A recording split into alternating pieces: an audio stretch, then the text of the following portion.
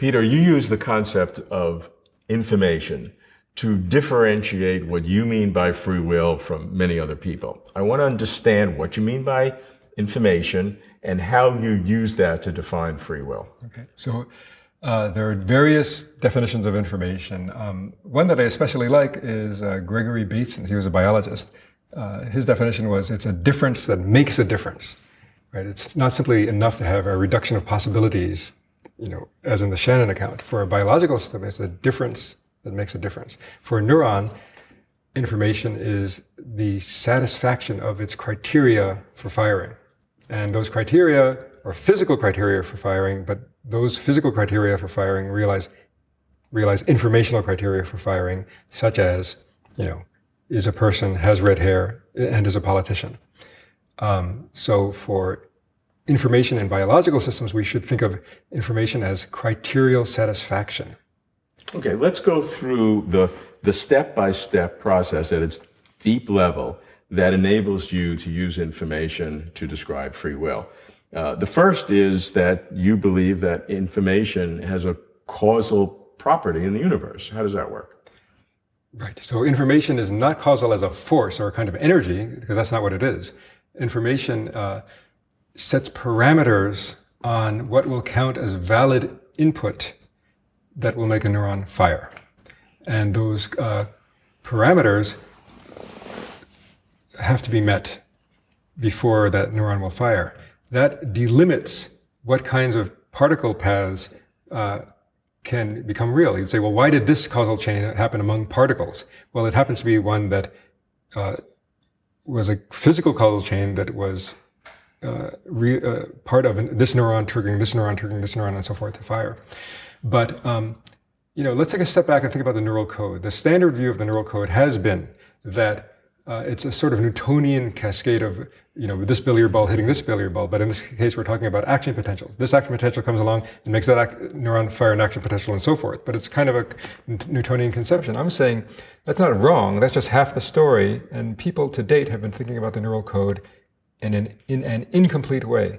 The correct way, the more broad way to think of the neural code is not solely as an action potential or spike code. The more correct way to think about the neural code is as a rapid synaptic reweighting code, where by changing synaptic weights very rapidly, you change what a neuron, what inputs will make it fire, and therefore what information will make it fire.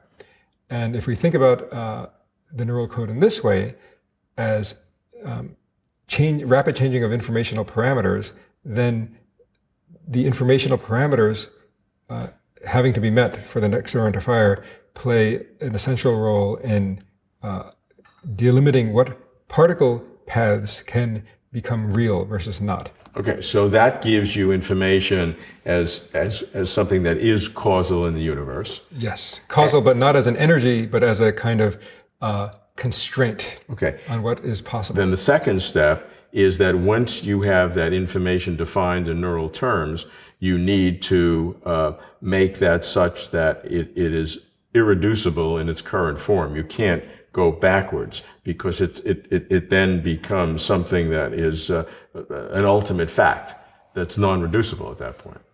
Right. So if you look at deterministic accounts of physics, like relativities, special relativity, you can replace t by minus t, and you could run the universe backwards or forwards.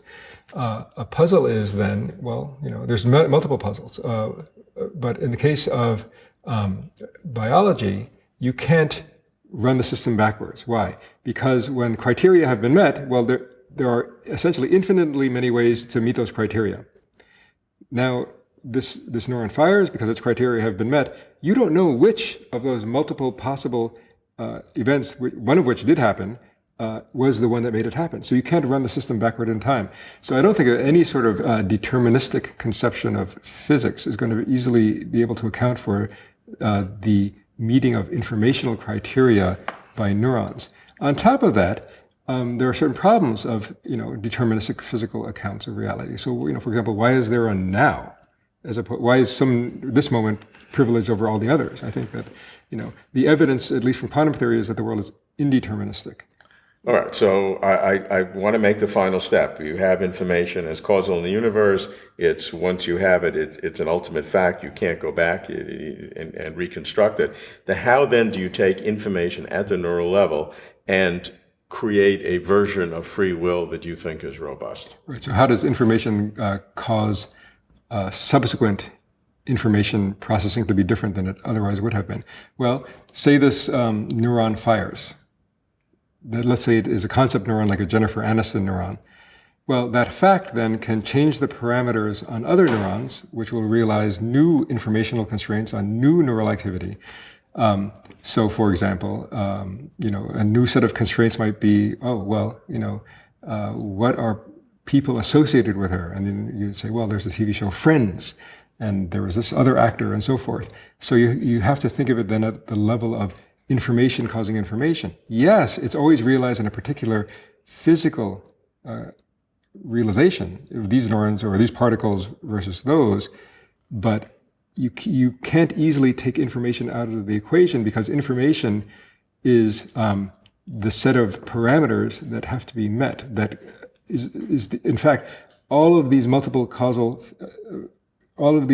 physical causal chains that led to this neuron firing, they might have nothing else in common except that this information, Jennifer Anistonness, was met.